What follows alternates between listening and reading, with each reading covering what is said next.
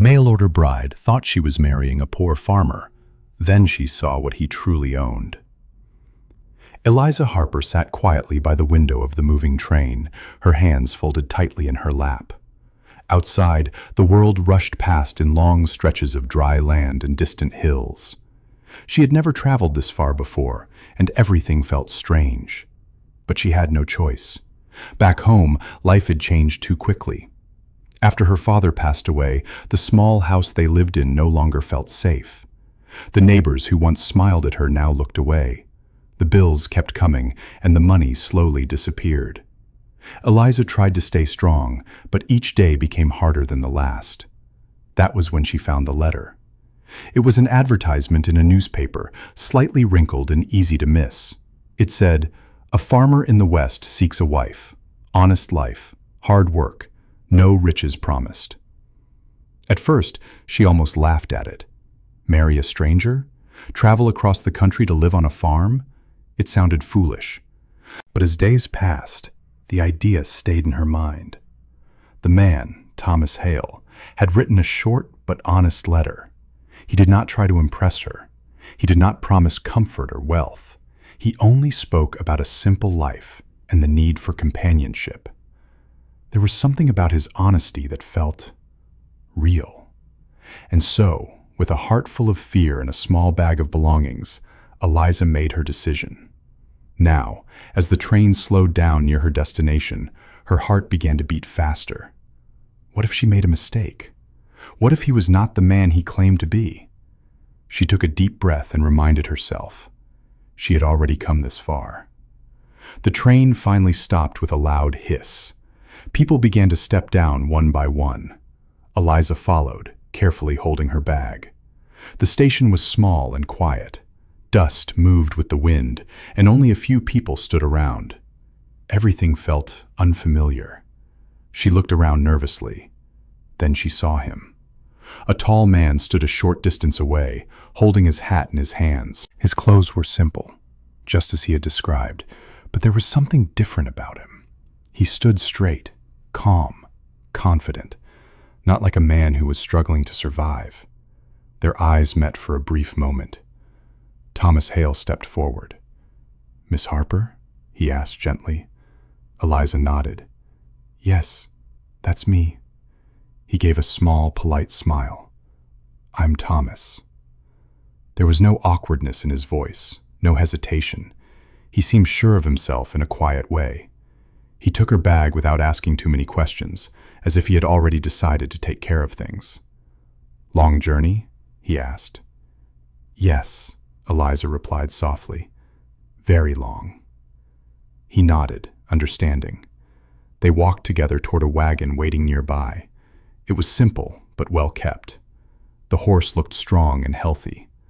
Eliza noticed these small things. For someone who said he was poor, everything seemed in good condition. Thomas helped her into the wagon, then took his seat and gently guided the horse forward. The town slowly disappeared behind them. For a while, neither of them spoke. Eliza watched the land around them. At first, she expected to see small, dry fields, but instead, she saw wide-open land stretching far into the distance. Some areas had strong fences, others had crops growing in neat lines. It didn't look like a place that was struggling. "Is all this your land?" Eliza asked carefully. Thomas paused for a moment before answering. "Some of it," he said simply. That answer only made her more curious. As they continued, they passed a few workers in the distance. They stopped what they were doing and gave a respectful nod toward Thomas. Eliza noticed that. He didn't wave or speak loudly. He only gave a small nod in return, like he was used to it. The sun began to lower in the sky, casting a warm, golden light over everything. Eliza felt a strange mix of emotions. She had expected a poor farmer living on a small, struggling piece of land. But this felt different. Very different. Finally, after a long ride, Thomas slowed the wagon. "We're almost there," he said. Eliza looked ahead. In the distance, she saw a farmhouse. It wasn't broken or weak like she had imagined. It stood strong and steady, surrounded by land that seemed too large to belong to just a poor farmer. Her heart began to race again, but this time not from fear, from confusion, from curiosity, and from a quiet feeling that something was not what it seemed. Thomas stopped the wagon and stepped down, then turned to help her. As Eliza placed her hand in his, she looked around once more. The land stretched farther than she could see, and in that moment, one thought became clear in her mind. This was no small farm, not even close. Something about Thomas Hale was still hidden, and she had just arrived at the beginning of it. The next morning, Eliza woke up early. For a moment, she forgot where she was. The room felt quiet and peaceful. Soft sunlight came through the window, and the air smelled fresh, like open land and clean wind. Then she remembered. She was no longer in her old town. She was in Thomas Hale's house. Eliza slowly sat up and looked around. The room was simple, but everything was neat and well cared for. The wooden furniture was strong, not broken or old. The curtains were clean. Even the floor looked recently swept. This was not what she expected from a poor farmer. She got dressed and stepped outside. The morning was beautiful. The sky was clear, and the land stretched far in every direction. Birds moved across the sky, and the sound of work had already begun. In the distance, she saw a few men working in the fields. They were organized, calm, focused, not like workers on a failing farm. Eliza walked a little farther and saw Thomas near the barn. He was feeding the horses, moving with steady and practiced hands. "Good morning," he said when he noticed her. "Good morning," she replied. For a few seconds, she just watched him. There was something about the way he worked. He was not rushing, not tired, not worried. He looked like a man who was in control. "Did you sleep well?" Thomas asked. "Yes," Eliza said. "Very well." He nodded. "That's good." Again, his answers were simple. Too simple. Eliza wanted to ask more questions, but she held herself back. Instead, she said, "Your farm, it's bigger than I thought." Thomas paused for a moment. Then he gave a small smile. "It used to be bigger." That answer only made things more confusing. Before she could ask anything else, one of the workers walked closer. He removed his hat politely. "Morning, sir," the man said. "Sir." Eliza noticed that word immediately. Thomas gave a small nod. "Morning. How are things?" "All good," the man replied. "The north field is nearly done." "Good," Thomas said calmly. The worker nodded again and walked away. Eliza watched the whole moment carefully. The man didn't speak to Thomas like a simple farmer. He spoke with respect, as if Thomas was more than just the owner of a small farm. Later that day, Thomas took Eliza to the nearby town. The ride was quiet, but this time Eliza paid more attention. She noticed more land, more fences, more signs that this place was well managed and successful. When they arrived, something even stranger happened. People noticed Thomas right away. Some greeted him politely. Others simply nodded and stepped aside. No one ignored him. Inside the general store, the shopkeeper smiled warmly. "Mr. Hale," he said, "good to see you." Thomas gave a small nod. "Just picking up a few things." Eliza walked beside him, quietly observing. When Thomas finished and handed over money, the shopkeeper shook his head. "No need," he said. Thomas frowned slightly. "I'll pay." The man smiled again. "It's already taken care of." Eliza's eyes widened. Taken care of? By who? Thomas didn't argue. He simply accepted it and turned to leave. Outside, Eliza could not stay silent anymore. "That was strange," she said. Thomas looked ahead. "People here are Kind. Eliza stopped walking. That's not just kindness, she said softly. They respect you. Why? Thomas did not answer right away. For a moment, his face became serious. Then he said, "Things aren't always what they look like." That was it. No explanation, no truth. That evening, Eliza sat alone in her room. Her thoughts were full. Everything felt wrong, but not in a bad way, in a hidden way, like she was only seeing half of the truth. She stood up and began to walk slowly around the room. Then her eyes stopped on a wooden desk. It looked normal, but something about it caught her attention. She moved closer. One of the drawers was slightly open. Eliza hesitated. She knew she should not look, but her curiosity was stronger. Slowly, she pulled the drawer open. Inside, she found papers. Old papers, carefully folded and organized. She picked one up and read the name at the top. Thomas Hale. Her hands became still. As she continued reading, her heart began to beat faster. The paper was not about a small farm. It was about land. A lot of land. More than she could imagine. Different areas, different fields, all connected, all under one name.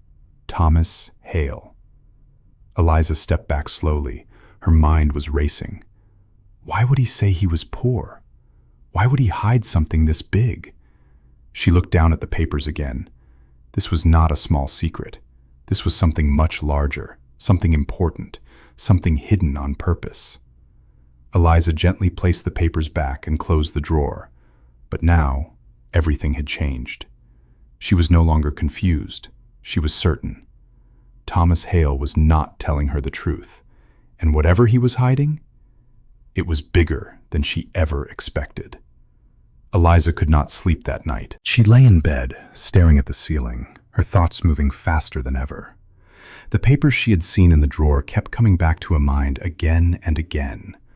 Thomas Hale was not a poor farmer. That much was clear now. But the question was, why would he pretend to be one? The next morning, Eliza decided she could not stay quiet anymore. She found Thomas outside, near the fields. He was speaking with two workers, giving calm instructions. As always, they listened carefully and nodded with respect. When the men left, Eliza walked toward him. "Thomas," she said. He turned to her. "Yes?" Her voice was steady, but her heart was not.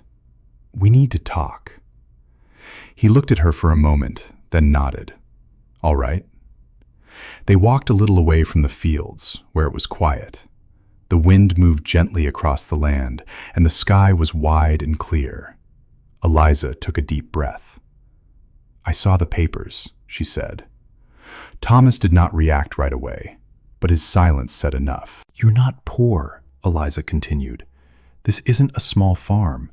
You own much more than you told me." Still, he said nothing. Eliza felt a mix of emotions, confusion, disappointment, and curiosity. "Why didn't you tell me the truth?" she asked softly. Thomas looked down for a moment, then back at her. "When I wrote that letter," he said slowly, "I wanted someone who would come for the right reason." Eliza frowned slightly. "What do you mean?" "I didn't want a wife who came because of land or money," he explained. "I wanted someone who would choose this life, even if it was simple." Eliza listened carefully. "But this isn't simple," she said. "You have more than you said. Much more." Thomas nodded. "Yes," he said, "but it wasn't always like this." Eliza stayed quiet, waiting. Thomas took a deep breath. "A few years ago," he began, "this land was fully mine. All of it. It was one of the largest ranches in this area." Eliza's eyes widened slightly. "But things changed," he continued. "I trusted the wrong people, business partners. They made deals behind my back. Slowly, piece by piece, I lost control of most of it." Eliza felt a quiet sadness in his voice. "I could have fought it in court," Thomas said, "but it would have taken years, and I might have lost everything in the process." "So you just gave up? Eliza asked. Thomas shook his head. No, he said calmly. I stepped back. He looked across the land as he spoke.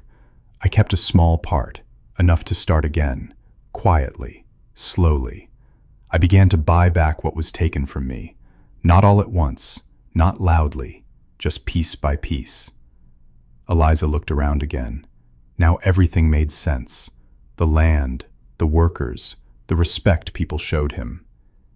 You've been rebuilding everything, she said. Yes, Thomas replied. Then why still hide it? She asked. Thomas looked at her directly. Because I don't trust easily anymore, he said. And I didn't want to live surrounded by people who only cared about what I own. Eliza felt those words deeply. For a moment, neither of them spoke. Then she said, You could have told me. Thomas nodded slowly. I know. There was a pause. I wasn't sure if I should, he added. Not at the beginning. Eliza looked at him carefully. She could see now that he was not trying to lie for selfish reasons. He was protecting something, something important. Later that day, the air felt different, heavier. Eliza noticed it. The workers seemed more alert. The quiet peace of the land now carried a sense of waiting. That evening, as the sun began to set, a rider approached the house. Eliza stood near the window and watched. The man stepped down from his horse and walked toward Thomas, who was standing outside. They spoke in low voices. Eliza could not hear the words, but she could see their expressions. The man looked serious. Thomas looked calm, but firm. After a few minutes, the man handed him a folded paper. Thomas took it, but did not open it right away. The man returned to his horse and rode away. Eliza stepped outside. Who was that? She asked. Thomas looked at the paper in his hand. Someone who thinks I should stop, he said. Eliza felt a chill in her chest. Stop what? Thomas finally opened the paper and glanced at it. Rebuilding, he replied. Eliza stepped closer. What does it say? Thomas folded the paper again. It's an offer, he said. What kind of offer? Thomas looked at her, his expression serious. They want me to sell everything I have left, he said. Eliza's eyes widened. And if you don't? Thomas was quiet for a moment. Then he said calmly, Then they believe I might lose it all again. The wind moved softly around them. Eliza felt it clearly now. This was not just about land. This was about something bigger, something that was not finished yet. And now, she was a part of it. That night felt different. The sky was quiet, but the air around the house carried a soft tension. Eliza stood near the window, looking out at the wide land. The same land that had once felt peaceful now felt uncertain. Behind her, Thomas sat at the table, the folded papers still in his hand. He had not said much since the rider left. Eliza turned and walked toward him. What will you do? She asked gently. Thomas looked up at her. I won't sell, he said calmly. His voice was steady. There was no anger, no fear, only quiet certainty. Eliza studied his face. You're not worried? She asked. Thomas gave a small smile. I've already lost everything once, he said. I know what that feels like. I won't let fear make my decisions now. Eliza sat across from him.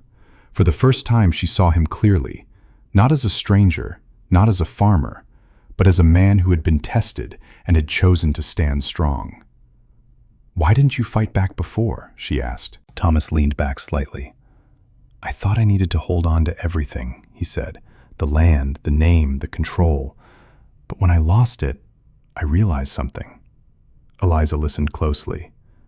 None of it mattered if I didn't have peace, he continued. So I started again, not for power, not for pride, just to build something honest. Eliza felt those words settle in her heart. This was not just about land. It was about the kind of life he wanted. The next few days passed quietly, but the feeling of being watched did not disappear. People came and went. Some brought messages, some simply observed, But Thomas did not change. He worked as he always did, calm, focused, patient, and Eliza stayed beside him. She helped in small ways at first, organizing the house, preparing meals, learning how things worked. But slowly, she became more involved. She spoke to the workers, she listened, she learned, and they respected her. Not because she was his wife, but because she stood with him. One afternoon, a group of men arrived. They were well-dressed, serious, and confident. Eliza stood near the porch as Thomas walked out to meet them. The leader stepped forward. "You've had time to think," the man said. Thomas nodded once. "I have." "And your answer?" the man asked. Thomas looked at him directly. "No." The man sighed slightly, as if he expected that answer. "You're making this harder than it needs to be," he said. Thomas remained calm. "I'm making it honest." There was a short silence. Then the man said, "You could live an easy life, no worries, no pressure. Why hold on to something that could be taken again?" Eliza watched closely. Thomas's answer came without hesitation. "Because it's mine," he said. "Not just the land, the work, the effort, the time. I built this again. No one gave it to me." The men looked at each other. They did not argue. They did not threaten. They simply understood. This man would not change his mind. After a moment, the leader gave a small nod. "Very well," he said. "Then we will step back." Without another word, they turned and left. Eliza felt the tension leave the air. It was over. Not with a fight, not with fear, but with a decision. That evening, Eliza stood beside Thomas as the sun began to set. The golden light covered the land, stretching across fields, fences, and the quiet house. "It's yours," she said softly. Thomas looked at her. "What is?" "This life," she replied. "You built it. You protected it." Thomas shook his head slightly. "It's not just mine anymore," he said. Eliza felt a gentle warmth in her chest. She understood what he meant. Weeks passed, and the land felt peaceful again. The workers moved with ease. The town felt welcoming. The quiet tension was gone. And Eliza no longer felt like a stranger. One evening, as she stood outside, she looked across everything around her. She remembered the girl who had stepped off the train, worried, unsure, expecting a small and difficult life. She almost smiled. She had been so wrong. Thomas had not been a poor farmer. He had been something much more, but not because of land, not because of money. Eliza turned and saw him walking toward her. Simple clothes, calm expression, quiet strength. He had everything, but he did not show it. He had lost everything, but he did not break. And now he had built it all again. Not loudly, not proudly, but honestly. Eliza realized something important in that moment. What Thomas truly owned was not just land. It was his choices, his patience, his strength to begin again. And most of all, his ability to stay humble, even when he had every reason not to be. Eliza had come west thinking she was marrying a poor man, but she had found something far more valuable. A man who knew the true meaning of worth, and this time, he would not lose it again.